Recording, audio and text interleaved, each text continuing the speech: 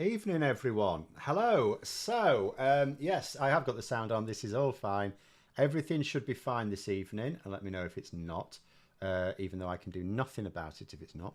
But I've got a very important question to ask first of all. There's a few people put something reasonable in the chat to ask. Do hold on to it.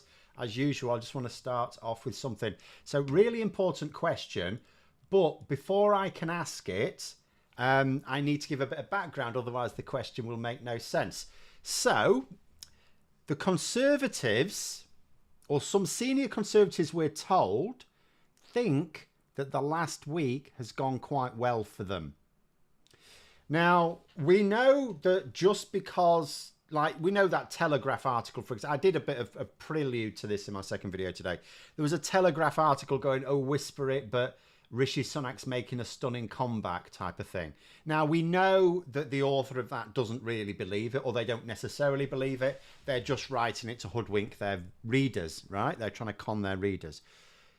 But at the same time, there are other reports, particularly one in the Times, which is reporting that senior Conservatives actually think things have not been too bad this week. Now, let's just have a look at what this week has been like for them. This is what their week has been like. So at the top, we've got Ipsos there, who are basically saying, as to the question of, you know, who's having the best of this campaign so far, a good campaign, a bad campaign. This is what the public are saying.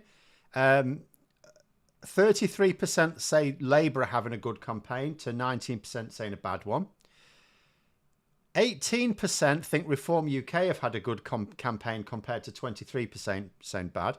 16% say the Green Party, which is actually quite remarkable, seeing as the media don't seem to want to report on anything the Green Party are doing, compared to 17% say it's bad.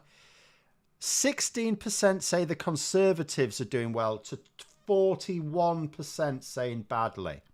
And just to round it off, 15% Lib Dems good, 19% bad.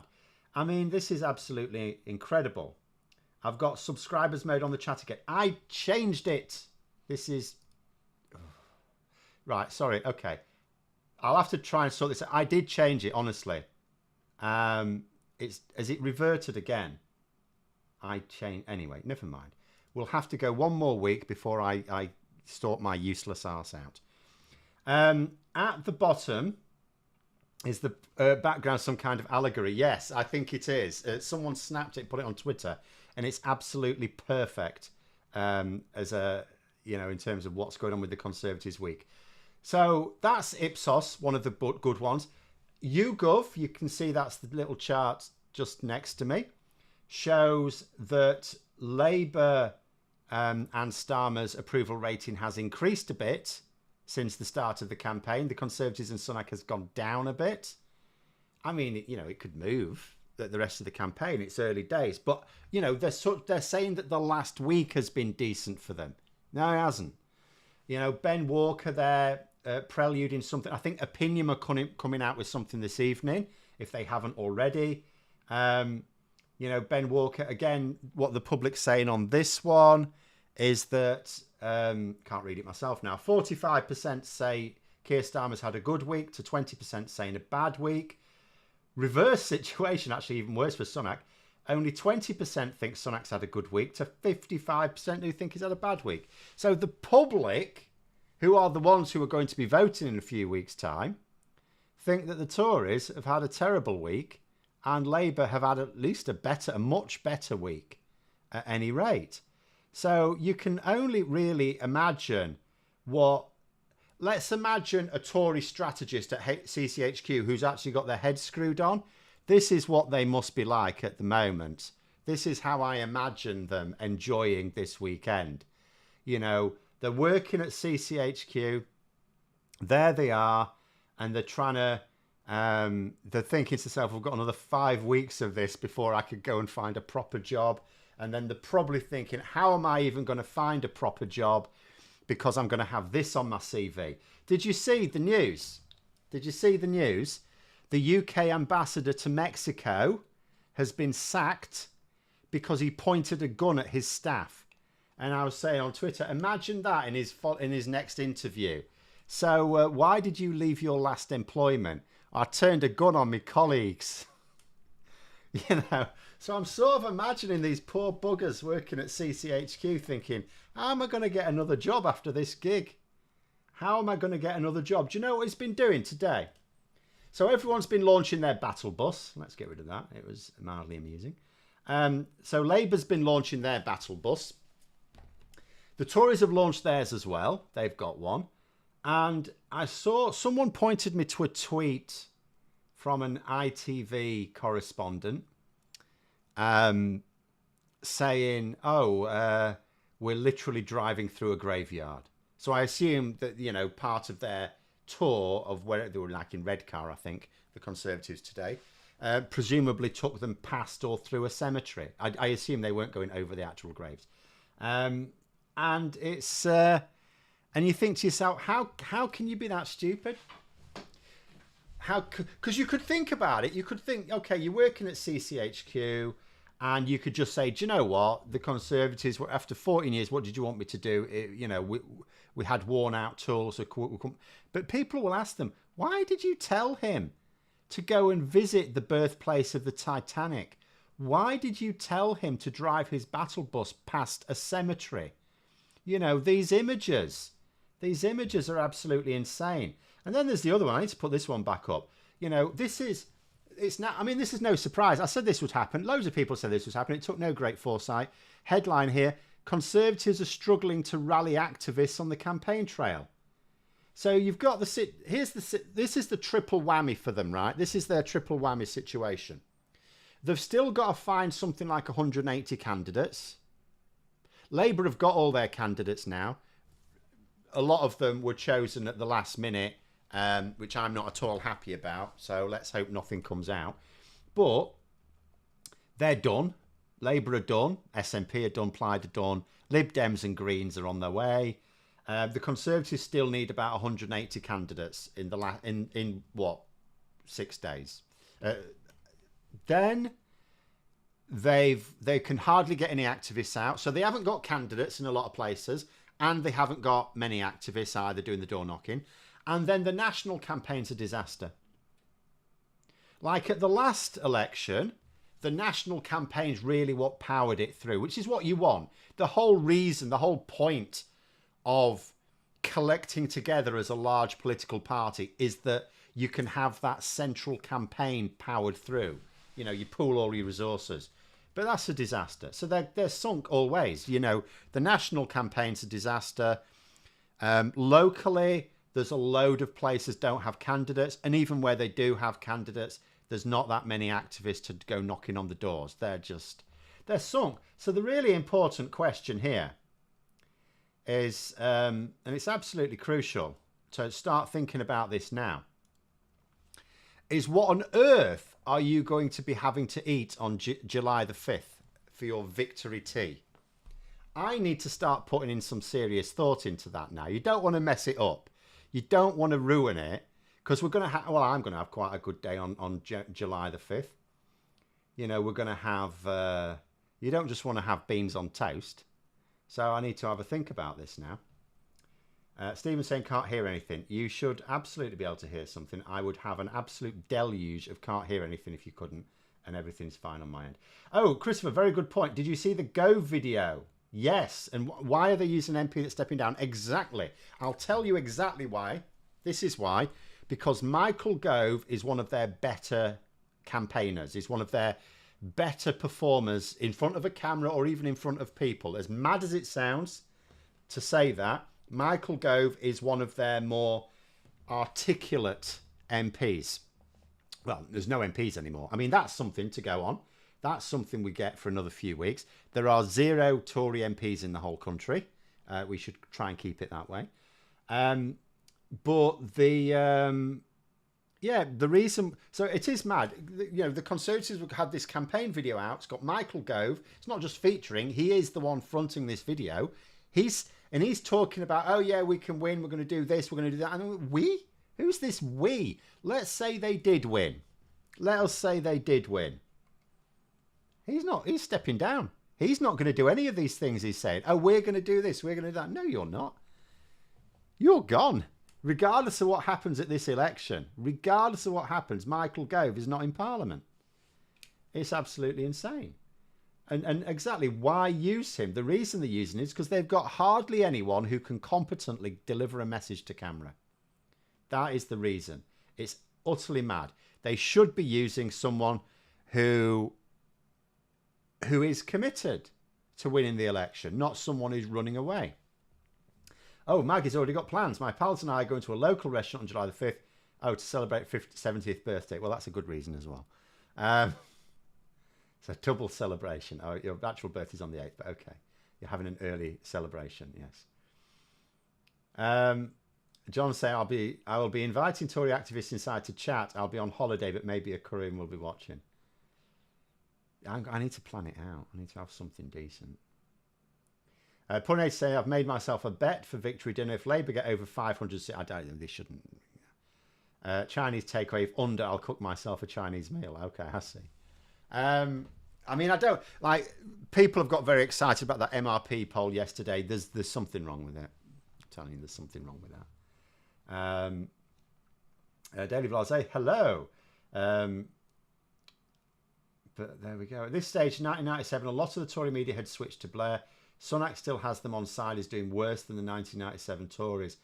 I don't see. I mean, I was quite young then. I don't remember too many of the details about the media, but the media, like, yeah. I mean, they are.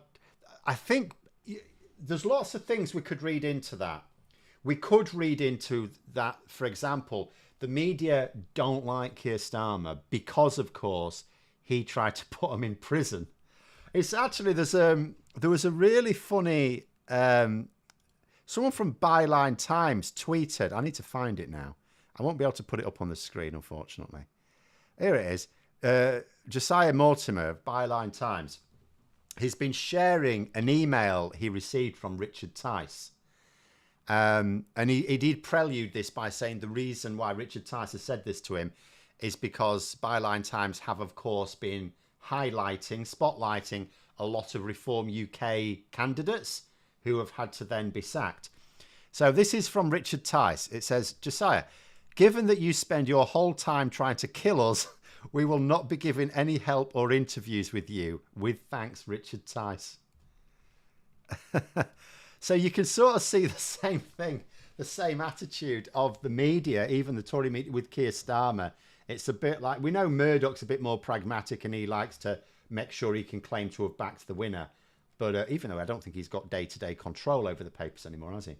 But that is their fear. They genuinely fear multiple things. They fear that we will rejoin the EU the Tuesday after the election. I suspect they realise it won't quite be that soon, but they do fear that movement towards it. They fear proper press regulation. Labour haven't really talked about it. They don't have a definite policy on it, but they know who Keir Starmer is. He didn't do it because it was part of his job as Director of Public Prosecutions. He really pushed it very hard. Do bear in mind that when Starmer was pushing those prosecutions against the media over the phone hacking scandal, a lot of them failed. A lot of those, he did not secure that many convictions at all. And bear in mind, one of the reasons why a prosecutor will not take up certain cases is they have to weigh up a couple of things: the public interest, how it's serving the public interest, and the likelihood of securing a conviction.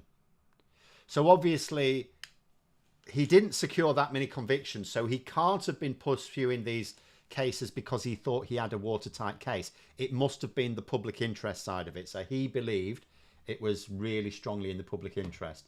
So, there we go. Will the Sun be saying Sunak for PM? Well, I don't know. If they do, they'll be breaking a habit of a lifetime, because ever since they've existed, they exist to... The way they try and con people that they are influential is by backing the winner. But there we go. Phil Nerdy saying, Phil, did you see the Jonathan Gullis video? I saw a bit of it. Yeah. Oh, he's your MP. Oh, well done. where the lady just had a face of pure disbelief. I have seen bits of it, yeah. My mate breaking the news, Rishi was around, she was egging me on to go find him. Yes, I have seen that. Someone actually did, they actually responded to that with, until the Tories can guarantee finding a room full of people that don't hate them, they should probably stop doing these sorts of things. Because at the moment, and I'll keep saying this, at the moment, all of this stuff that's happening isn't actually a massive problem for the Conservatives in terms of the final general election result, because a lot of the public who are paying attention to it have probably made up their minds by and large. So the portion of the public who have not yet made up their minds are still not paying, that much attention. So in theory, they can get, if they can, put on a professional show, they can get through this. I just don't see them doing it. I don't see them doing it. Or they hope that Labour trip up somehow. Well, Labour had their worst trip up this last week, and again, it's done nothing. Absolutely done nothing. So by this point in the 97 campaign, Murdoch press had publicly come out for Blair, so the likelihood of a Labour victory was even stronger than it is now, regardless of the polls. I mean, I don't know. I don't pay very close attention to the Sun. I occasionally look at, I like Harry Coles, who's the political editor for the Sun. I like his tweets. He's a good little comedian. Unfortunately, I think he's an unintentional comedian. Will I do a video on the EU election results after next week? Kind of politicians elected will have a big impact on Labour-EU relations going forward. Possibly. With anything, you have to sort of balance out what's happening. I mean, if that's also the time the manifesto's launched, probably not. Because that's what I'm waiting for now. I don't understand why Labour haven't launched their manifesto. I understand why the Conservatives haven't, because they haven't written it yet. But I don't understand why Labour have not launched their manifesto. Because apart from anything else, it's now, you sort of understand the first week of the campaign, it's largely stunts, political stunts, and obviously if you're going to commentate on it, you're commentating on these things. But you want some meat now, don't we? We want the manifesto. I mean, although I know the bare bones of what's in the manifesto, it's been leaked enough times. We want now to see, I want to see the detailed wording. I want to see the wording. I want to see where they're trying to play silly buggers with things like Brexit. Because what I've said what I want to do, when the manifesto comes out, I want to be looking very carefully at the wording and trying to see if there's any room to read between the lines on electoral reform, but I don't really expect anything in on that. But there might be. You never know. Brexit, certainly there will be something in, as well as a couple of other things as well. But there we go. Harry Cole, who is Carrie Johnson's ex, yeah.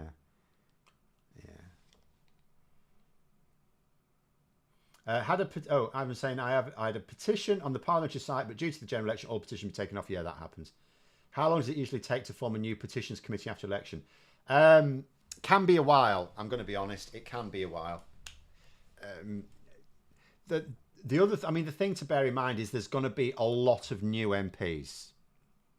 There's loads of, not only are there loads of MPs standing down anyway, which means in their constituency, there's like, what is it, 120 odd MPs standing down or something like that. Someone can correct me.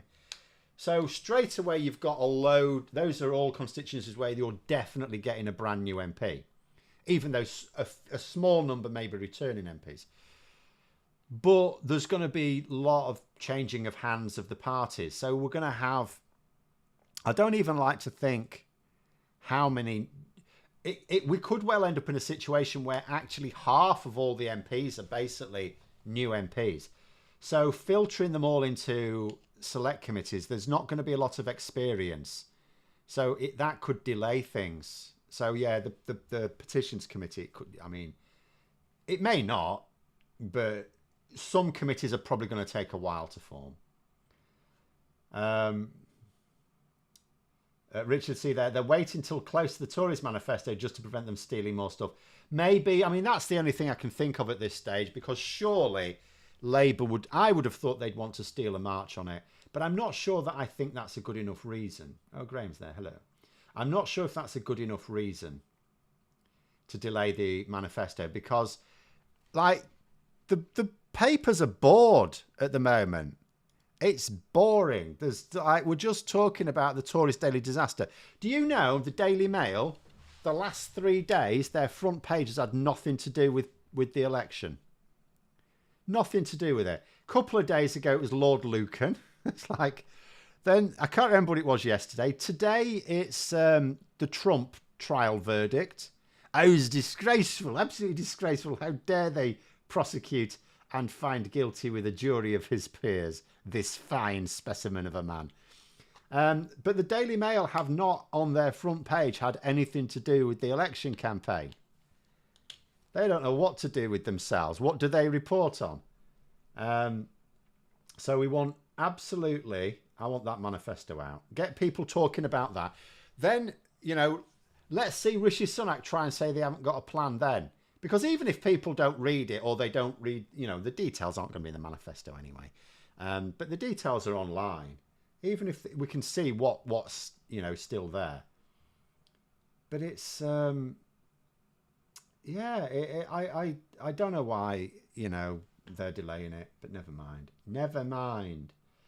One Angry Pega saying there, Phil Sunak also said that, quote, it is incumbent upon us to make this a period of not just danger, but of progress. Can you see what I see in that statement? Very dangerous, in my opinion. Oh, the ridiculous amount of things. I've just seen it. There's an article in the Daily Telegraph today, online anyway. I don't know whether it'll be in the Sunday Telegraph tomorrow. And it's saying, pensioners are frantic about an incoming Labour government and they're all withdrawing their pension funds. And I'm thinking, that is absolutely disgusting. You're basically scaring people. Because they're trying to talk about this massive tax rate on pensions, which doesn't exist, by the way. And so people are withdrawing their pension funds, which if you scare people into doing that, that is an insanely dangerous thing to do. Absolutely insanely dangerous thing to do. How's this for a tactical voting slogan? Vote smart, don't vote hard. I'm not very good at slogans. I'm not sure Labour are either. They've only think of one word. Change. Right. And then change all over the battle bus. It's a shame. I do like a good slogan. I like a good slogan.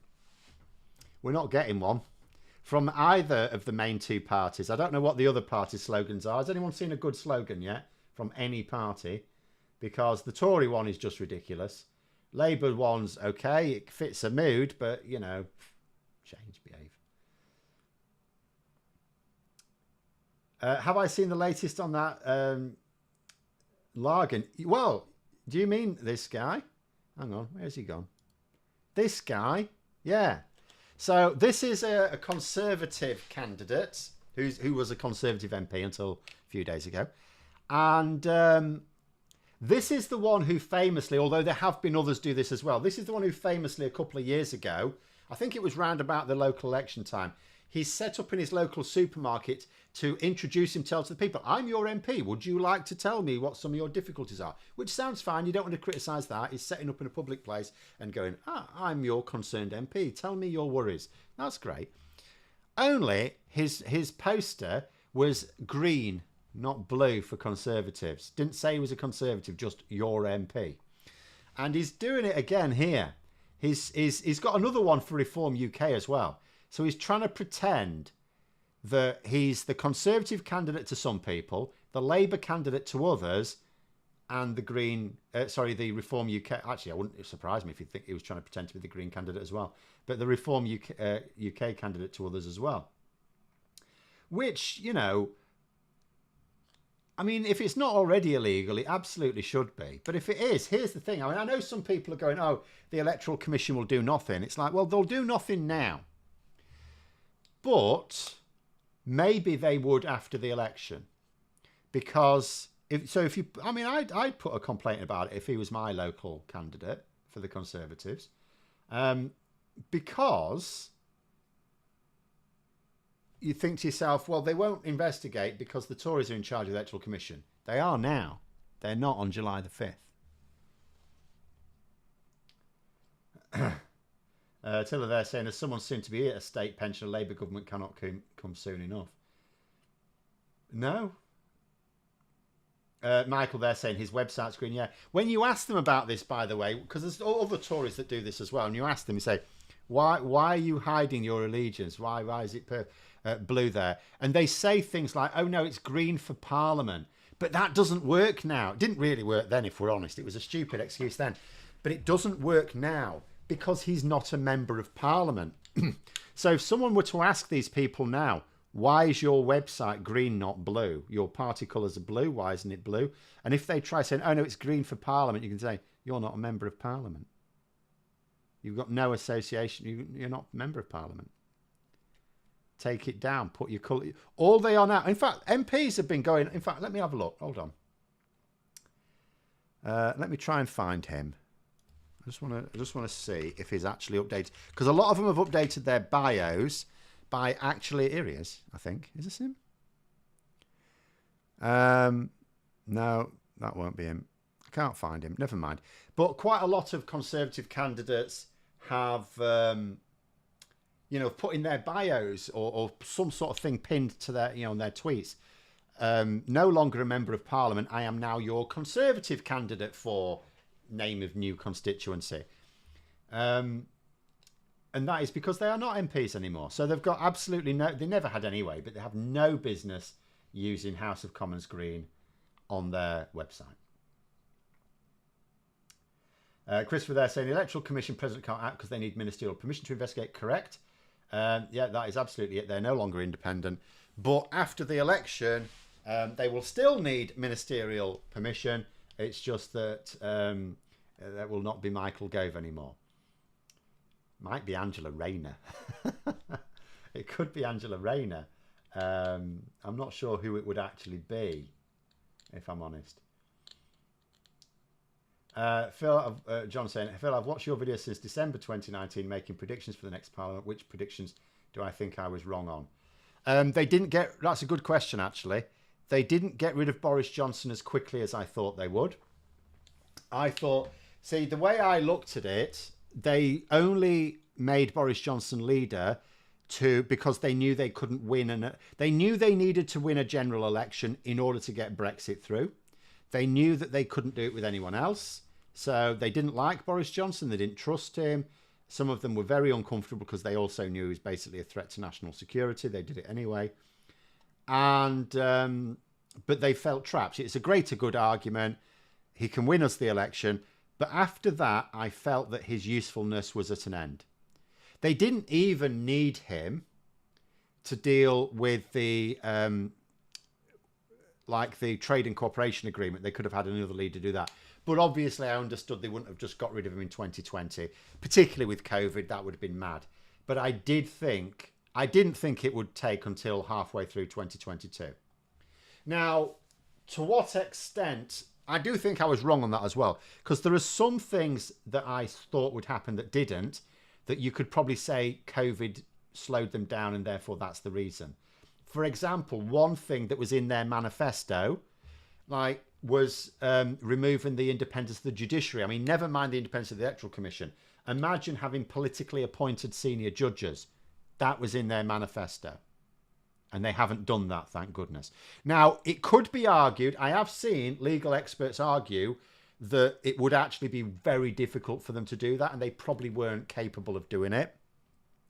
But it could also be argued they simply didn't have the time. COVID probably took away about 1.5 years of being able to not do what their primary function is, which is to steal public assets. They were doing plenty of that. But it did slow down a lot of their legislative agenda. So, so there was that as well. But yeah, Boris, I would say the big one was I really thought they'd get rid of Boris Johnson much sooner. Much sooner. I mean, it's possible that they'd have hung on to him even longer without Partygate. I mean, remember, it's not Partygate that was the difference between them keeping him and not. Remember, he was losing moderate Tories before Partygate blew up. Remember, he lost a very safe by-election, Chesham and Amersham. He lost that before any of the scandals came out. And that was just at the end of the vaccine bounce as well. So there was no reason for him to have lost that by-election other than his politics, putting off One Nation Tories, and the fact that those One Nation Tories voted for him in 2019 because they were really afraid of Jeremy Corbyn. All of a sudden, that fear factor was much diminished, and they didn't like Boris Johnson. And then the Owen Paterson scandal. There was lots of things. I think he still would have gone by now. But, you know, without COVID, arguably, it could have actually lasted longer. Who knows? So Film Nerdy there's got a Lib Dem question. As a Lib Dem, I often thought that David being quiet on the EU was a way not to make the Brexit election round 2. If Lib Dems do well, do we think we could see a ramp up on moving to the EU? So you have to have it's like anything, you have to have a plan. Doesn't matter what you agree with. I agree with any number of things for which you could normally find a lot of allies, but then most of them don't have a plan. So whether it's rejoining the EU, whether it's nationalising, whatever it is, you need to have a plan for it. So think about the process of rejoining the EU. You think to yourself, oh, well, the government just applies, doesn't it? No. Because if we do not have, I mean, we can apply, there's nothing to stop us. But if we do not have the issue politically settled in this country, the EU will just say, no. You know, you consider other countries that are currently in the process of joining the EU, it's taking years, it does take years. And yet, all of those countries want to join the EU. There's no argument about it. It's not going to suddenly change with a different election and a different party coming to power. But in this country, that's not the case. If Labour say, yeah, we should rejoin the EU, the Tories will instantly say, as soon as we win power again, we will stop it. And if you've joined before we get back to power, we will leave again. The EU don't want to be dealing with that. So any plan to rejoin the EU has to include a plan to convince the Conservatives that we should rejoin the EU. So you've got to have a plan for that. That being said, I still support people like Michael Heseltine, for example, attacking the fact that Brexit is not being discussed in this election. I understand why it's not being discussed in this election, but I still think people should make the argument, because what we need, it's not about persuading the politicians to talk about it. They will talk about it when the public wants them to talk about it. It's about getting the public to realise that actually this is important and politicians should be talking about it. And the more of the public we get to think that, the better. But in terms of a realistic plan to rejoin the EU, it has to go through the Conservative Party. You either need the Conservative Party on board or you need them out of the way permanently. So it's one of those two things. Either you destroy the Conservative Party or you persuade them that we should rejoin the EU. It's got to be one or the other. We cannot rejoin the EU without one of those two things occurring.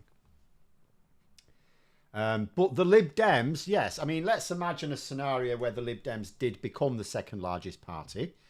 A lot of people are saying things like, you know, well, there's actually a lot, you know, Labour and the Lib Dems would have, there's a significant crossover in the policies that they would both like to pursue. But if Ed Davey wants to take the Lib Dems from strength to strength, he can't just be a useful ally to Labour. He has to oppose them. If he's going to be the leader of the opposition, he has to oppose Labour.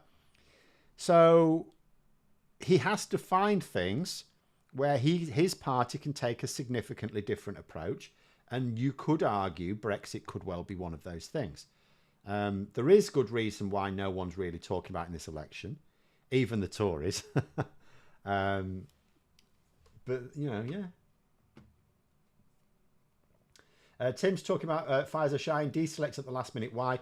It depends what your question is. If you're asking why was she deselected at the last minute, that's a cock up. Shouldn't have been at the last minute. If you're asking why she was deselected, so apart from anything else, like people are saying, oh, because she liked this comedy skit from America. No, that's a bit like, you know, like if a kid gets in trouble at school And, you know, and they come out, oh, why did you get into trouble at school? I had an argument. They gave me a detention just for having an argument with Jimmy. And it turns out this argument involved punching Jimmy in the face, right? They miss out that little detail. The same thing happened in her case. So a few years ago, someone put it to her, which is international, is fact, by the way.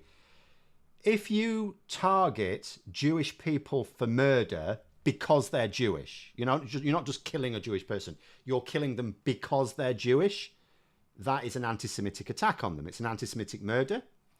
And if you deny that, if you say that targeting Jewish people because they're Jewish isn't anti-Semitism, that is, you are basically going against the established definition of anti-Semitism, right?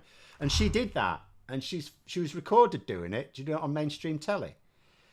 So it's things like that which, although it was a few years ago, given that she has never shown any signs of changing her mind on it or apologise or anything like that, if anyone brought that up in the election campaign, that would cause a lot of problems for Labour, as you can imagine. So that is, things like that are why she was deselected. Then, of course, she justified her deselection by going on 2 separate mainstream media programmes and attacking the concept of a Labour government. She didn't just attack her deselection. She specifically said a Labour government's going to be absolutely terrible. It's going to remove our civil liberties and all sorts. She said that. So that also justifies it. And then, of course, her thugs vandalised her own, or what used to be her own, constituency Labour office as well. They vandalised it with anti-Semitic messages as well. So that is the reason there. I mean, I have challenged people. There's various people going, why is there this purge of the left? Why the purge, particularly of black and Asian people? And first of all, it's a bit like when GB News report when so if an immigrant commits a violent crime, it's all over GB News. But if a far right white British thug commits a violent crime, they don't mention it. It's not mentioned. So it creates this confirmation bias that violent crime is disproportionately perpetuated by immigrants, right? Same thing here. You've got the tanky media. Every time someone who's black or Muslim or something like that is deselected, the focus is on that, and then it seems to people that only these people are being deselected when actually there's others as well.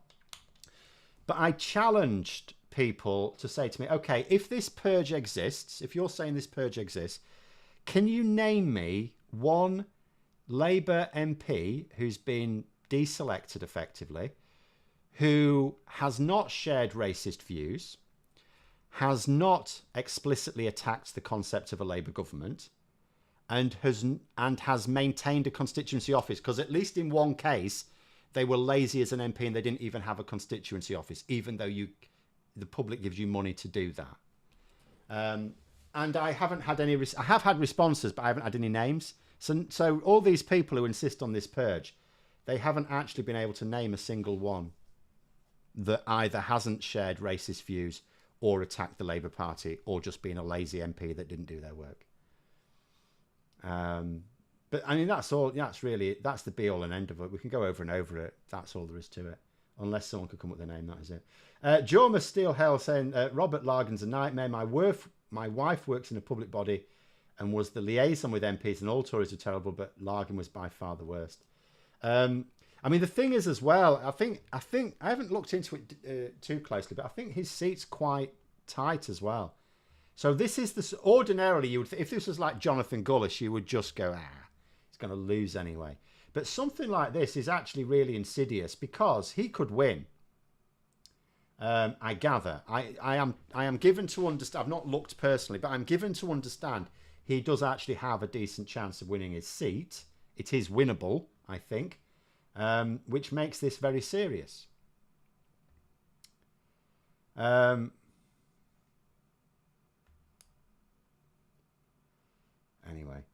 Do I think that adopting the euro will be a requirement for the UK in order to rejoin the EU as a measure to make it more difficult to leave again? I mean, that is a good point. The bottom line is we don't know. All I could say on that is the default position. So this is why I keep saying there's lots of elements to a plan to rejoin the EU. The first of which is you do have to get the Conservative Party on board. And if people think, oh, that'll never happen, it will, but it is also essential. In order to, but in order to win the referendum on it as well, you have to calm nerves. So we can't have what happened last time, where you have one referendum, which is then a blank check for the government. So what you have to do is say, in law, there will be 2 referenda. The first one is only to start negotiations with a view to joining the EU. But we will not, and put it in law, and I know parliaments can change law, but, you know, they wouldn't. In law, the same law that enacts the first referendum enacts a second, which says once the terms have been agreed, those terms will be put to the British public for confirmation. And if the British public at that point go, no, we don't like these terms, then that is it, we stay out the EU. That is how I would do it. And what you would have to do is to say to the public during the referendum campaign, we intend to negotiate. Don't let the Brexiteers say you have to adopt the euro. Say, hang on a minute, everything is up for negotiation. It is a standard measure that you are supposed to adopt the euro, but everything is up for negotiation during accession talks, and we will attempt to negotiate like an exception to that. I'm trying to think of the word, an opt-out, I suppose, of the euro. You'd have to be honest with the public and say, we're not going to get all the opt-outs we had before, but we will try and get this one. And then either we do or we don't. But, you know, would the EU push on that? See, there are arguments for and against. There are arguments that maybe others in the Eurozone wouldn't want the UK mucking about with their monetary policy, because the UK has a very different attitude towards monetary policy than a lot of Europe. So it could be argued that we may actually persuade them that we're too much hassle. But you also make a good point. If we'd joined the euro in the first place, Brexit probably couldn't have happened. But we didn't. John's saying, do we have to have a referendum to rejoin? Personally asking the electorate these questions produces disastrous results. Yes, but we do. The EU wouldn't accept us if we didn't either, really. Like, constitutionally, from the UK's point of view, no. But from the EU's point of view, they will want satisfied, and we should do it anyway, because it would look bad to leave based on a referendum and then go back in not.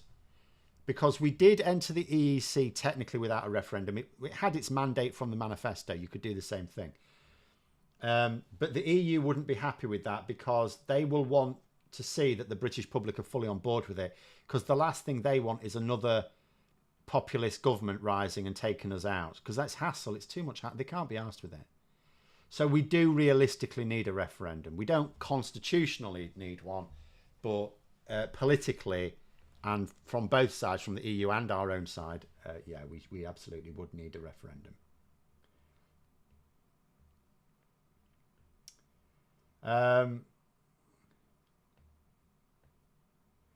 Euro is much more stable than the pound, so harder to manipulate. Yeah, we would do our best.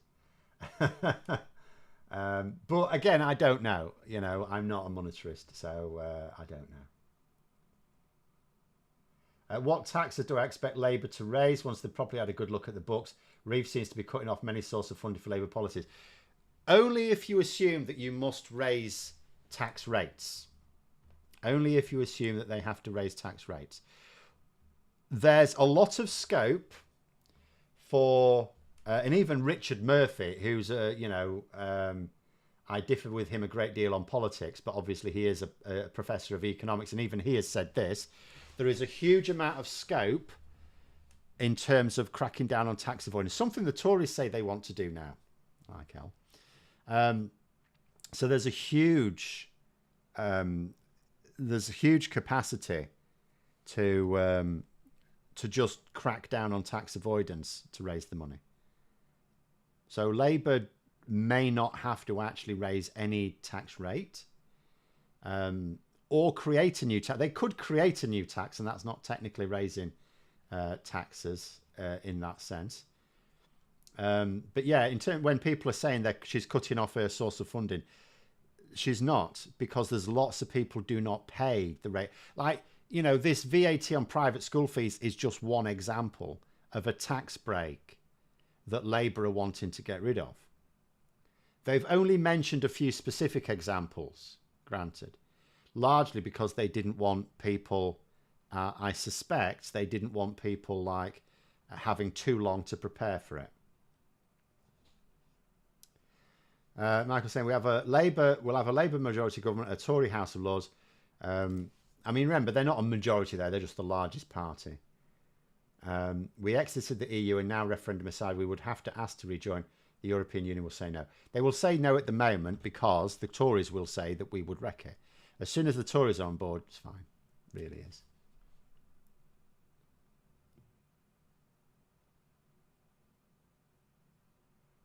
If all those euros started disappearing to crown dependencies, it could destabilise the euro. So the EU has the anti-tax avoidance directives in place now. So that would be a thing. Oh, Jacob Rees-Mogg would not be happy. But there we go. But then he shoved his money into Dublin anyway, hasn't he? So he obviously doesn't care.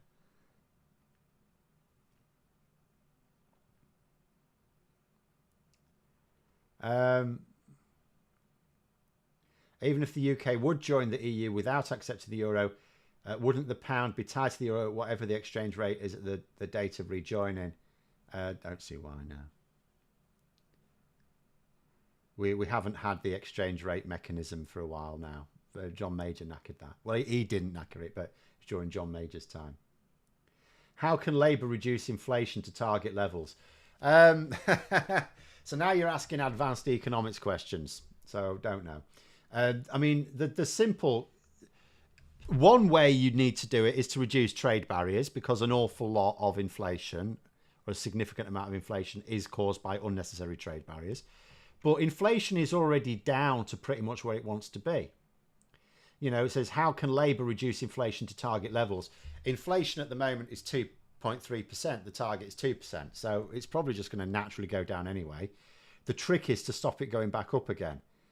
Reducing trade barriers, unnecessary costs for businesses, which they then have to pass on that to the customers. Redistributing things. So, you know, increasing people's incomes. And you go, oh, that's inflationary. Yeah, not as inflationary as having massive whack-eye bonuses for executives. Excuse me. So redistribute things there. I mean, here's another thing, for example, on water companies, Labour's policy is that bonuses to CEOs or executives in general are blocked if they don't meet certain standards. So water company executives will not be getting their bonus if they do not meet certain targets.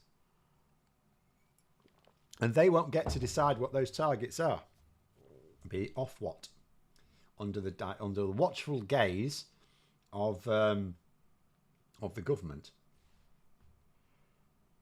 Labour have only said they won't raise tax on working people, leaves a lot of scope for tax and investment income. That is true.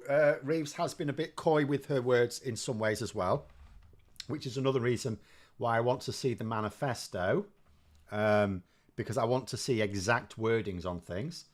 But at the same time, I do know that Rachel Reeves' main focus is on cracking down on tax avoidance and tax evasion. Labour have already said, they're going to significantly increase the number of tax inspectors. Tax inspectors many times more than pay for themselves. John, I suggested the jobby as the currency unit. If Scotland got independence, it never caught on. No, I wonder why. Cuthbert's there saying, I got my first mortgage the day before Black Wednesday. Scared me half to death. I'm not surprised, yes. Stephen saying, it said before, I don't watch a lot of political commentary. No, I don't watch a lot of amateur, like myself, political commentary. I do watch a lot of political commentary from people who are listened to by MPs. Because, I mean, my attitude is, I listen to people who are influential because I want to know what they are saying to influence MPs. So I do listen to a lot of political commentary, but from people who are listened to in turn by MPs. So I don't listen to a lot of political commentary like mine. I do listen to some, but not. And generally speaking, when I do listen to it, tends to be like American or European commentary, rather than other UK commentary. You say there will be no negotiations during the EU. You'll be given the terms which you accept or reject. No, that's not how it works. It's a very clear process. The EU are not stupid. Will Thames Water stay a private company? In the long term, don't see how it can you? Don't see how it can. Labour are going to make sure there is enforced monitoring at every outlet, automatic fines for discharging sewage illegally, criminal offences for executives that don't do their jobs properly, striking them off if they continually fail, denying them their bonuses if they don't meet certain targets. How on earth? If they cannot actually make their privatised business model work under a Conservative government, how are they going to do it under those conditions? So I think in the long term, no, I don't see it myself. I really don't see it. What are my thoughts on Labour fully backing the heavily transphobic caste review and will implement it in full? I haven't said that, have they? I don't think they've said that. I don't think they've attacked it. I don't think they've said they'll implement it in full. I may be wrong. You could show me where they've said that, but I've not heard them say that. Oh, someone's just said that opinion poll is just broken. And that's another one that's showing that Labour have actually gained in the last week and the Conservatives are lost. An opinion, I will actually just point, actually, as Roland's just given the headline figures there, Labour 45, Conservatives 25, and you think, well, that's about the same as a lot of other polling companies, isn't it? Yeah, but Opinion have tended to have one of the very smallest gaps of all the major pollsters, specifically because they redistribute don't know voters. Because this is the problem we've got at the moment. About 1 in 7, I think it's about 1 in 7 voters, people who are expected to vote in the election, that's not people who can vote, but those who are expected to vote, are still undecided. Now, that's a hell of a lot. So whereas YouGov and most other pollsters completely ignore them and just say, well, they're saying they don't know, so we're not going to try and muck about with them. Opinion go, no, they're going to vote, so we will distribute them as we see fit. But people have suggested that Opinion probably do. They probably don't take enough. They probably don't take enough account of the fact that some of these don't knows will just decide to stay at home, like a lot of Labour voters did in 2019. The same thing will now happen to the Conservatives. In other words, opinion polls tend to be, if anything, generous towards the Conservatives. So if Opinion have got Labour on a 20-point lead now, because it was not that long ago 15 points. If they've got Labour on a 20-point lead now, that's actually pretty big. Yeah, I mean, it may go down next week or something, because those shifts, I mean, that's like a change of 6. What are my thoughts on Luke Akers? I don't have personal thoughts on him myself. I don't really agree that people like that should have been selected as a candidate. You know, I mean, my view, and again, I've said this often enough, my view is that tribalism in political parties is quite toxic. Now, you can't ever get rid of it, because the way to be a large political party is you have to collect together groups. You're like a coalition of different groups. So you're always going to have factionalism there, right? But we don't have to make them our MPs. MPs at least should be fully focused on helping Labour, not fighting little battles within Labour. So I'm not, I've no firm views on him as a person. I don't know him, but we do know that he's quite factional. So,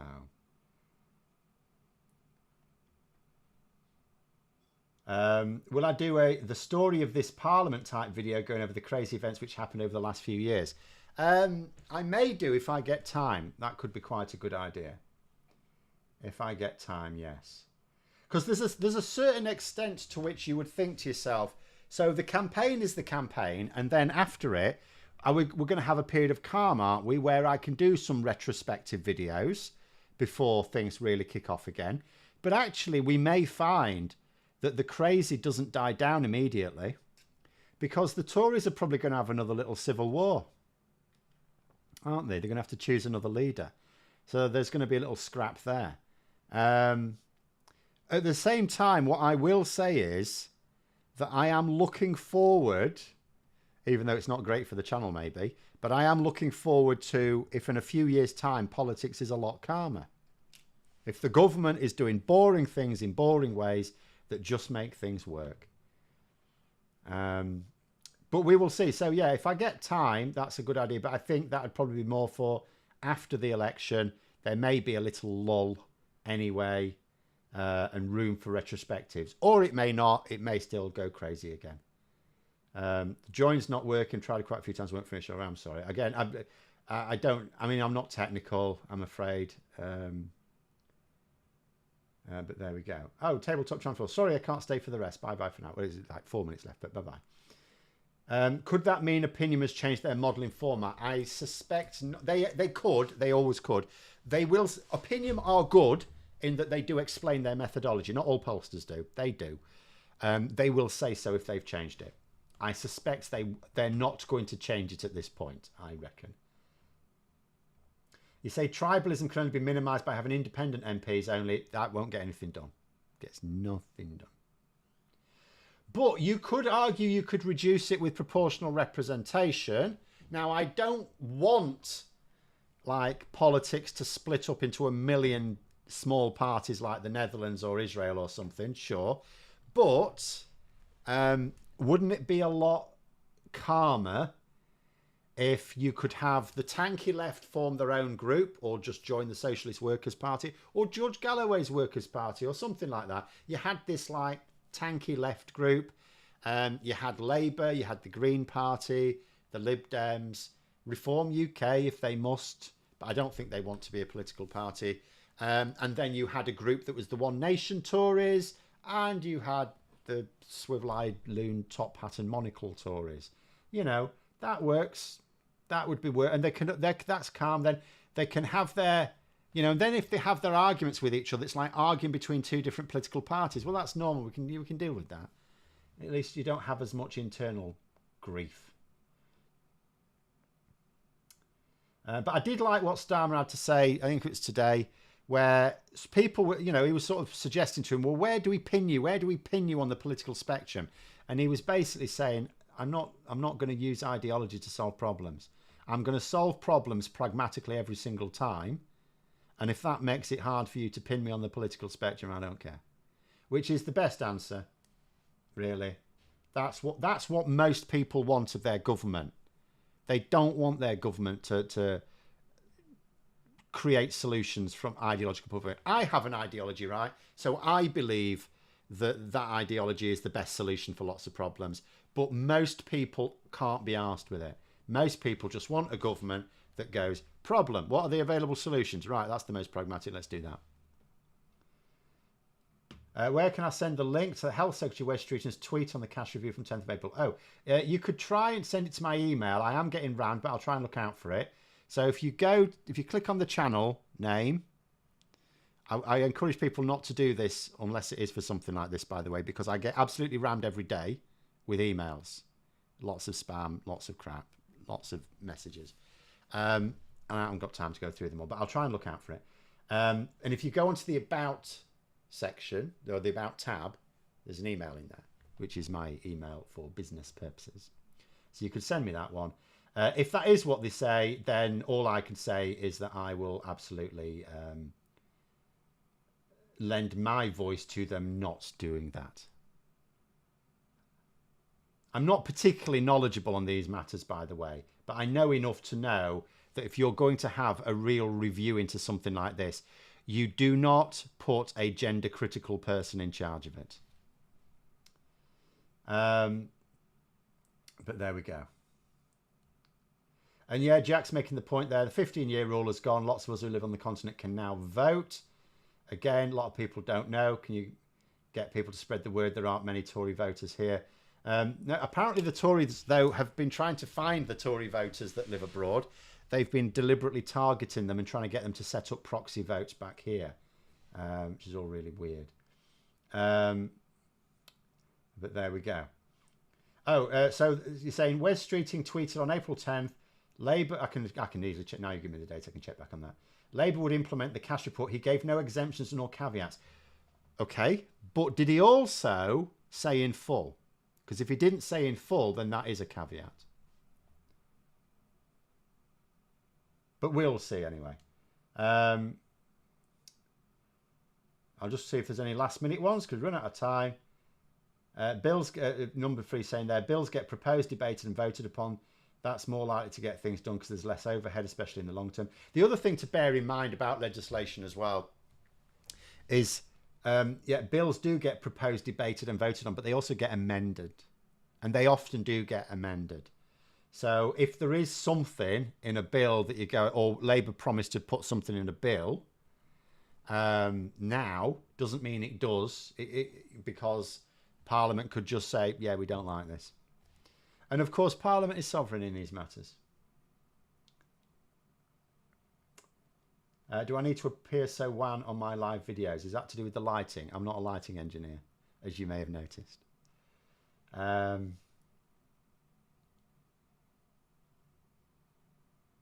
there we go. Tanky, it's pro-Soviet. Well, they are, but yeah, we generally, these days, we just use it to mean that they support authoritarian, they basically support authoritarian countries who oppose Western countries uncritically, even if they hate the people in charge of them. Like, a lot of tankies probably don't like Vladimir Putin, but they like the fact that he's attacking Europe.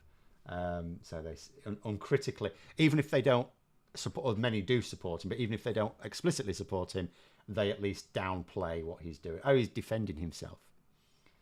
Oh, you sent me the link. Thank you very much. I'll try and check that off tonight. But there it is anyway. We'll call it there. Thanks very much for coming on, everyone. Have a very good evening. I'm going to hope the manifesto is out by this time next week, because I'm getting quite irritable about the fact it's not.